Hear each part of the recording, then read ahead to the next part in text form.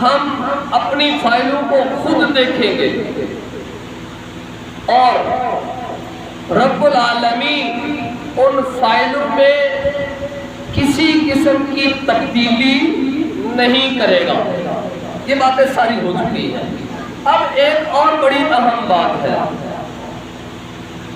کہ ان فائلوں میں کسی قسم کی تبدیلی واقع نہیں ہوگی۔ یہ میں اشاراتاً تو بات پہلے بھی کر چکا ہوں، اب ذرا اور اس کو باریکی کے ساتھ سمجھے کہ کل قیامت کے دن اللہ تبارک و تعالیٰ کے سامنے جب ہم پیش ہوں گے تو ہماری فائلیں ایک تو یہ کہ تبدیل نہیں ہوگی، اور دوسرا یہ کہ تبدیل کروانے کے لیے دنیا میں ایک سسٹم ہے ہم استعمال کرتے ہیں، اللہ کے حضور وہ سسٹم بھی نہیں ہوگا۔ وہ سسٹم یہاں کیا ہے؟ میں اپنی جو عدالت میں میرا کیس لگا ہوگا، عدالت میں اپنے کیس کو تبدیل کروانے کے لیے جج کے سامنے وکیل کو خرید لوں، اچھا وکیل کر لوں، ہوشیار چلاک وکیل کر کے میں اپنا کیس جو ہے اس کو بدل سکتا ہوں، تبدیل کر سکتا ہوں۔ اس کے کئی طریقے ہیں دنیا کے اندر، سفارش بھی ہے، جج اپنا ہے، وکیل بڑا کمال کا ہے اور وہ اپنا ہے۔ ایک تو یہ طریقہ ہے۔ دوسرا یہ کہ وکیل بھی میرا نہیں، وکیل مہنگا ہے، وکیل بھی میں نے کیا ہوا ہے، لیکن جج بھی اپنا نہیں، جج کو خریدنا ہے۔ لوگ جج بھی خرید لیتے ہیں۔ دنیا کے اندر جج خریدنا کوئی مشکل کام ہے نہیں، پیسے والے یہ سارا کچھ کرتے ہیں، روپے والے، دولت والے یہ سارے پاپڑ بیلتے ہیں اور وکیل بھی خریدتے ہیں۔ وکیل تو ویسے ہی خریدا جاتا ہے، وکیل تو ویسے ہی جھوٹ بولنے کے لیے اس کو تیار کیا جاتا ہے اور جناب اس کو پیش کیا جاتا ہے، وہ آپ کا وکیل بن کر کھڑا ہو جاتا ہے۔ لیکن اللہ کے دربار میں نہ تو کوئی وکیل کیا جا سکے گا، اللہ کے دربار میں نہ کسی جج کو خریدا جا سکے گا، اللہ کے دربار میں نہ کسی جج کے سامنے جیسے دنیا میں سفارش کر کے جج کے سامنے اپنا کیس تبدیل کروایا جا سکتا ہے، اللہ کے سامنے سفارش کر کے اپنے کیس کو تبدیل نہیں کروایا جا سکتا۔ جس طرح دنیا میں ہم اپنا کیس تبدیل کروا لیتے ہیں، رب کعبہ کی قسم اللہ کے دربار میں جو میرا کیس چلا گیا، جو میری فائل اللہ کے پاس پہنچ چکی، نہ میں وہاں وکیل کر کے اپنی فائل میں تبدیلی کروا سکتا ہوں، نہ میں وہاں اللہ کے دربار میں سفارش کروا کے اپنی فائل میں تبدیلی لا سکتا ہوں، اور نہ ہی وہاں رشوت دے کر کوئی پیسہ، روپیہ، دولت دے کر اللہ کے دربار میں اپنی فائل کو تبدیل کروانا چاہوں تو کروا نہیں سکتا۔ سورۃ الشعراء رب العالمین کا واضح ارشاد فرمایا رشوت اور سفارش بالکل وہاں پر نہیں چلے گی، اور رب العالمین نے فیصلہ سنا دیا یوم لا یرفع اللہ، سبحان اللہ۔ دنیا میں اللہ نے بتا دیا تیاری یہاں کرنی پڑے گی، وہاں ایسا نہیں ہوگا۔ فرمایا یوم لا ینفع، اللہ اکبر، بڑا خطرناک مرحلہ، اور رب العالمین کا فیصلہ اٹل، اس فیصلے میں کوئی لچک نہیں آ سکتی۔ رب العالمین نے فرمایا یوم لا ینفع مال ولا بنون، اور دنیا کے اندر زندگی بسر کرنے والے انسان غور کر لے اللہ کا فیصلہ کتنا اٹل، رب العالمین کا فیصلہ کتنا واضح۔ اللہ پاک ارشاد فرما رہے ہیں دنیا کے اندر اچھے اعمال کر لے، برے اعمال کر کے جب میرے پاس آئے گا، دنیا کے اندر دوسروں کا حق کھا کے جب میرے پاس آئے گا نا تو غور کر لینا، جب میرے پاس تیری فائل آ جائے گی تو بھی میرے پاس آ جائے گا، تیری فائل میں کسی قسم کی تبدیلی سفارش کے ذریعے سے نہیں ہوگی، رشوت کے ذریعے سے تیری فائل میں تبدیلی نہ ہوگی۔ دنیا کے اندر بیٹے بھی کام آ جاتے ہیں، باپ کے کام بیٹا آ جاتا ہے، بیٹے کے کام دنیا کے اندر باپ آ جاتا ہے، باپ اپنے بیٹے کو دنیا میں پیسہ روپیہ دے کر چھڑا لیتا ہے، کام آ گیا۔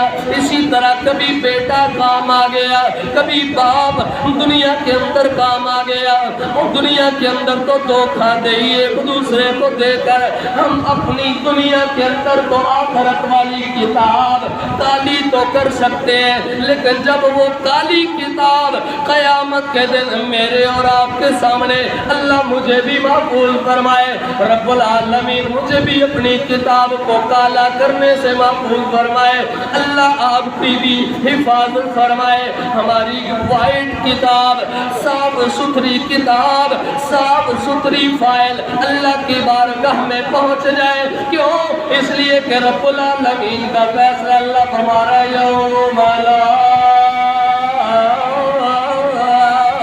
ینفع، اور دنیا والوں نفع نہیں دے گی کون سی چیز؟ اللہ فرما رہا ہے یوم لا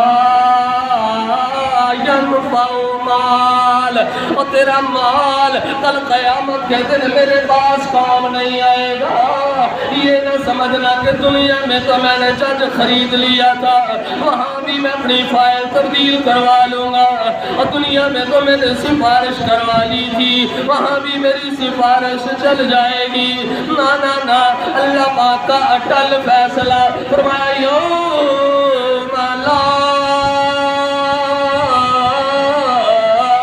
ینفع مال ولا بنون، اور نہ مال کام آئے گا نہ اولاد کام آئے گی۔ یہ اللہ کا فیصلہ ہے، اٹل فیصلہ ہے، وہاں کسی قسم کی سفارش کام نہیں آئے گی، مال کام نہیں آئے گا۔ اور پھر اسی طرح سورہ رب العالمین ارشاد فرما رہے ہیں سورہ یاسین، یہ جتنے بھی باتیں، جتنے بھی فیصلے، جتنی بھی کتابیں ہوں گی ان کو غائبانہ نہیں رکھا جائے گا۔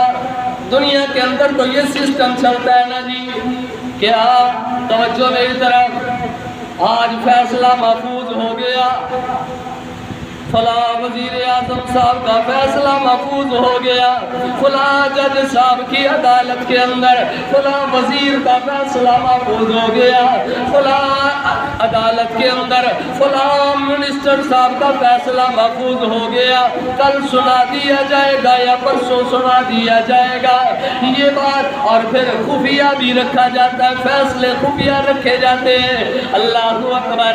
لیکن اللہ کے دربار میں جب پہنچ جائیں گے نہ وزیر اعظم کا فیصلہ خفیہ رہے گا، نہ منسٹر کا فیصلہ خفیہ رہے گا، نہ صدر صاحب کا، پرائم منسٹر صاحب کا، اور کسی بندے کا بھی اللہ کے دربار میں فیصلہ خفیہ نہیں رکھا جائے گا، غائبانہ نہیں رکھا جائے گا، فیصلے ان کے سامنے ہوں گے۔ اللہ رب العالمین نے یہ بات وضاحت کے ساتھ ہمارے پیش کر دی سورہ یاسین۔ اللہ پاک فرما رہے ہو کسی کا فیصلہ غائبانہ نہیں ہوگا، یہ نہیں کہ مجرم حاضر نہ ہو اس کا فیصلہ سنا دیا جائے، نانا عدالتوں میں تو سب کچھ چل رہا ہے لیکن رب العالمین کی عدالت میں ایسا نہیں ہوگا۔ اللہ پاک فرما رہے فرمایا وَإِن كُلٌّ لَمَّا جَمِيعٌ لَدَيْنَا مُحْضَرُونَ، سب حاضر ہوں گے، کوئی غائب نہیں ہوگا۔ کسی کو بھی وہاں غائب نہیں رکھا جائے گا، سب حاضر ہوں گے اور اللہ کے دربار میں سب کا فیصلہ سامنے سنایا جائے گا۔ کتنا کھلا آج دنیا کے اندر یہ معاملہ ہوتا ہے۔ دنیا کے اندر تو سب چل رہا ہے، غائبانہ فیصلے بھی ہوتے ہیں، غائبانہ فیصلوں میں تبدیلیاں بھی ہوتی ہیں، لیکن وہاں اللہ کے دربار میں نہ غائبانہ فیصلے میں تبدیلی ہوگی، نہ غائبانہ فیصلہ کیا جائے گا، سب کے سامنے بتایا جائے گا۔ اور وزیر اعظم صاحب، یہ آپ کا دنیا میں بڑے وزیر اعظم بڑے پھرتے تھے، دنیا میں بڑے صدر بنتے پھرتے تھے، دنیا میں بڑے چودھری صاحب، لاڈ صاحب اور سردار صاحب، نقی صاحب تھے، فلاں صاحب تھے، دنیا کے اندر تو سب کچھ تم کرتے رہے، لیکن یہ آج میں اللہ کے دربار کا فیصلہ، وہاں یہ بھی کہا جائے گا این الجبارون، اور دنیا کے اندر بڑے بڑے جابر اور ظالم بننے والے این الجبارون، اور دنیا کے اندر جبر کرنے والے آج کہاں ہیں؟ دنیا کے اندر ظلم کرنے والے آج کہاں ہیں؟ آؤ نہ ذرا سامنے تو آؤ نا، دنیا کے اندر ظلم کرنے والوں، دنیا کے اندر جبر کرنے والوں، دنیا کے اندر لوگوں کا حق کھانے والوں، دنیا کے اندر کمزوروں پر ظلم ڈھانے والوں، آج تو اسرائیل کا صدر وزیر اعظم بڑا اپنے آپ کو پھنے کا سمجھ رہا ہے، اور دنیا کے اندر ملیشیا کے اوپر آگ برسانے والا بشار الاسد جب اللہ کے دربار میں جائے گا، لیبیا کی اینٹ سے اینٹ بجانے والا صدر جب اللہ کے دربار میں جائے گا، امریکہ صاحب بہادر جب اللہ کے دربار میں جائیں گے تو رب العالمین ارشاد فرمائے گا این الجبارون این القہارون، اور دنیا کے اندر ظلم کرنے والوں، جبر کرنے والوں، زیادتیاں کرنے والوں، کہاں ہو؟ آ جاؤ میرے سامنے، تمہارا فیصلہ میں اللہ سنانے والا ہوں، آؤ یہ بڑی کتاب پڑھ لو اور اپنا عمل نامہ دیکھ لو، وہاں جو قتل کیا ہوگا وہ بھی سامنے آ جائے گا۔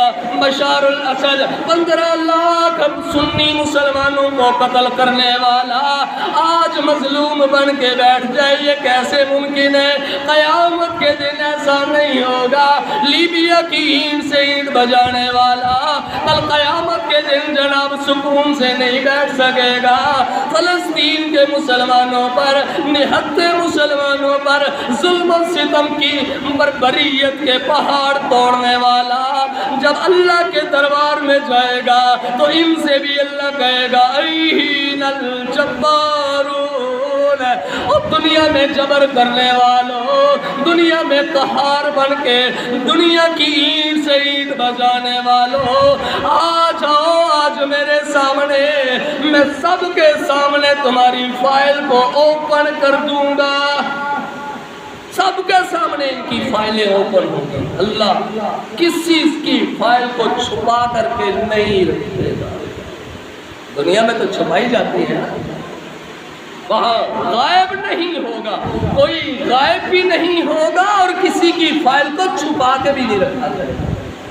عزیزان محترم، یہ اللہ کے دربار کے فیصلے ہیں۔ اسی طرح رب العالمین نے یہ بھی بات ارشاد فرما دی، اعمال کو تولنے کا باریک پیمانہ ہوگا۔ اعمال کو تولنے کا باریک پیمانہ، یہاں صرف سونا تولنے کا باریک پیمانہ، گولڈ تولنے کے لیے باریک پیمانہ، لیکن اللہ رب العالمین کے دربار میں آپ نے کہا اللہ، ایک بندے نے فقط اللہ کا نام لیا، قیامت کے دن اس کا یہ نام بھی سنبھال کے رکھا جائے گا۔ اللہ اکبر، ایک بندہ قیامت کے دن اللہ کی بارگاہ میں آئے گا، اعمال نامہ جب تولا جائے گا، گناہوں والا پلڑا جھک جائے گا، اللہ اکبر، توجہ توجہ، کیسا باریک پیمانہ اللہ کے پاس، اور جب باریک پیمانے کے ساتھ رب العالمین باریک چیزوں کو تولتا ہے، اللہ اکبر، کسی کے ساتھ چونکہ رب کا فیصلہ ہے ظلم اور زیادتی نہیں ہوگا، جو جس نے کمایا، جو جس نے کیا ہوگا، سب کچھ اس کے سامنے آ جائے گا، اس بندے کا اعمال نامہ تولا جائے گا۔ جب اعمال نامہ تولا گیا تو گناہوں والا پلڑا جھک گیا، نیکیوں والا پلڑا اوپر اٹھ گیا، اللہ اکبر۔ اسی طرح دیکھتے ہی دیکھتے دفاتر اس کے نیکیوں والے پلڑے میں ایک چھوٹا سا پرزہ آ کر گر جائے گا، گناہوں والا پلڑا اوپر اٹھ جائے گا، نیکیوں والا پلڑا جھک جائے گا، نیکیوں والا پلڑا جھک جائے گا۔ وہ بندہ حیران ششدر پریشان دیکھتا ہی رہ جائے گا، یہ کیا بن گیا؟ اللہ کی حضور عرض کرے گا، مالک یہ کیا بن گیا؟ نیکیوں والا پلڑا کیسے جھک گیا؟ اللہ کی طرف سے پیغام آئے گا، اللہ کی طرف سے میسج آئے گا، رب العالمین کی طرف سے فیصلہ آئے گا، باریک پیمانہ میں نے رض کیا، اللہ کی طرف سے فیصلہ آئے گا، میرے بندے ہم آج کے دن کسی پر بھی کوئی زیادتی نہیں کرنے والے، تو نے وہ فلاں موقع پر اپنے دل کی تھا گہرائیوں سے کہا تھا، لا الہ الا اللہ محمد الرسول اللہ۔ اب وہ نہ جانے کس امت کا بندہ ہوگا، آدم علیہ السلام سے لے کر حضرت محمد الرسول اللہ صلی اللہ علیہ وسلم کی امت تک نہ جانے وہ کس امت کا بندہ ہوگا۔ محمد الرسول اللہ تو میں نے محبت میں بول دیا، لیکن وہ اس کا اتنا ہی کلمہ ہوگا کہ اللہ فرمائے گے تو نے فلاں موقع پر دل کی اتھا گہرائیوں سے محبت کے ساتھ پورے یقین اور وثوق کے ساتھ تو نے میری توحید کا اعلان کیا تھا، لا الہ الا اللہ کہا تھا۔ یہ وہ پرزہ ہے، باریک پیمانہ اللہ نے جب لگایا تو نیکیوں والا پلڑا جھک گیا اور گناہوں والا پلڑا اٹھ گیا، اللہ اکبر۔ یہ ہے اللہ کے ہاں باریک پیمانہ۔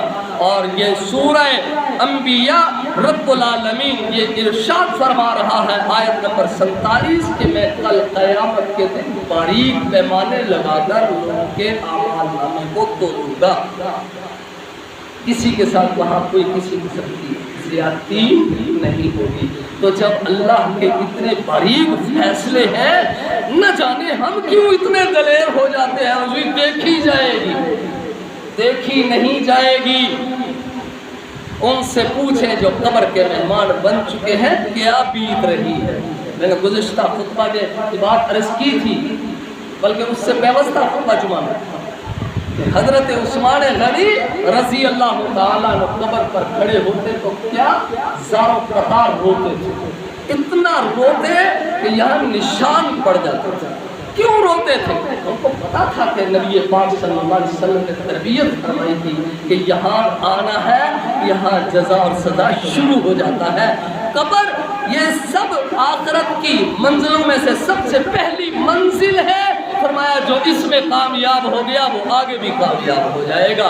اللہ سے دعا ہے اللہ ہم سب کی قبر حشر کی تمام منازل کو خوبصورت بنا دے، اور ان منازل کو خوبصورت بنانے کے لیے اللہ ہمیں محنت کرنے کی توفیق عطا فرمائے۔ آخر دعوانا